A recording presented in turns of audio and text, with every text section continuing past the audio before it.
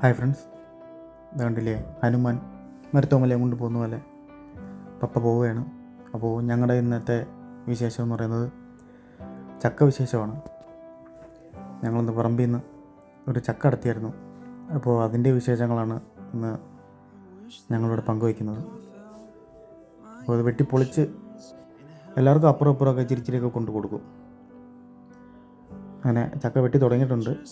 ഇച്ചിരി നല്ല വലിയ ചക്കയെ കത്താളും ചത്തിയൊക്കെ ഇട്ട് വെട്ടി മുറിച്ചൊക്കെ എടുക്കുന്നുണ്ട്. കൈ നല്ല വേദനിക്കുന്നുണ്ടായിരുന്നു. അതുകൊണ്ട് തന്നെ തുണിയിട്ട് പിടിച്ചാൽ മുറിച്ച്. നല്ല അടിപൊളി ചക്കയായിരുന്നു.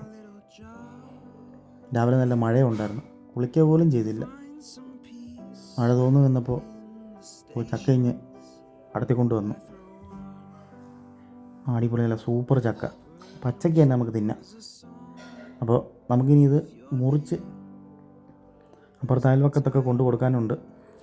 അതിന് മുന്നേ ഇതിനകത്തുള്ള കറയൊക്കെ തുടച്ച് കളയണം, അല്ലെങ്കിൽ ഉടുപ്പും പാൻറ്റെല്ലാം പോക്കാം. ഉടുപ്പും തുണിയെല്ലാം പോക്കാം, പാൻറ്റല്ല കയ്യിൽ. അപ്പോൾ രാവിലെ തന്നെ പണി തുടങ്ങിയിട്ടുണ്ട്. അത് മുറിച്ചെടുക്കുന്ന ഇച്ചിരി പാടാണ് കേട്ടോ. അത് ഓരോരോ വിഹിതമായിട്ട് എല്ലാവർക്കും കൊണ്ടു കൊടുക്കാനുള്ളതാണ്. എന്തായാലും നമ്മൾ ഇത്ര ഉപയോഗിക്കത്തില്ല. അപ്പോൾ കഴിക്കുന്നവരല്ലേ കഴിക്കട്ടെ, അല്ലേ?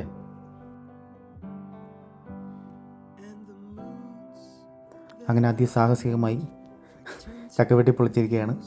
എൻ്റെ ഒരു പീസ് നിങ്ങളെ കാണിക്കാൻ വേണ്ടി എടുത്തതാണ്. അപ്പോൾ ഇനി അടുത്ത പണിയെന്ന് പറയുന്നത് അടുത്ത പീസ് മുറിക്കാനുണ്ട്. അതിൻ്റെ അടുത്ത പണി. അത് മുറിച്ചിട്ടുണ്ട്. പിന്നെ ഇതിൻ്റെ നടുക്കുള്ള ആ പൂഞ്ഞൊക്കെ എടുത്ത് കളയണം. കളയത്തില്ല, അത് ദൂരം വെക്കാൻ എടുക്കും നമ്മൾ. രാവിലെ പ്രത്യേകിച്ച് മഴയും ഞായറൊക്കെ ആയതിനെ കൊണ്ട് പ്രത്യേകിച്ച് പണികളൊന്നും ഇല്ലായിരുന്നു.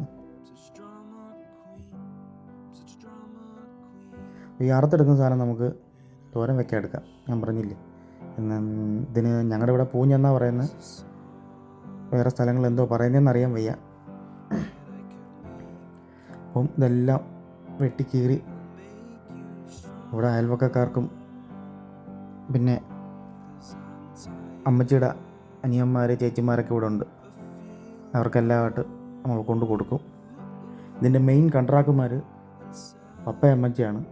അവർ തന്നെ ഇതെല്ലാം വെട്ടി പൊളിച്ച് നല്ല വൃത്തിയാക്കി വയ്ക്കുക. അപ്പോൾ അങ്ങനെ അടിപൊളിയായിട്ടൊരു ഞായറാഴ്ച ഇങ്ങനെ കടന്നു പോയിക്കൊണ്ടിരിക്കുകയാണ്.